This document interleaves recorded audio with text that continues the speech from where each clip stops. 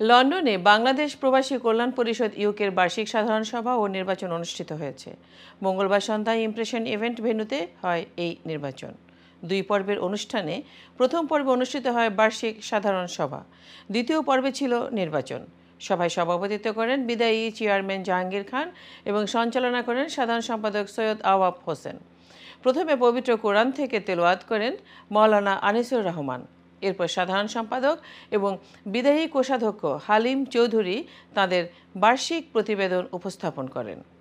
সভায় সংবিধানে কয়েকটি সংশোধনী প্রস্তাবও গৃহীত হয়। এবারে নির্বাচনে প্রতিটি পদে একক প্রার্থী থাকায় ভোট গ্রহণের প্রয়োজন হয়নি।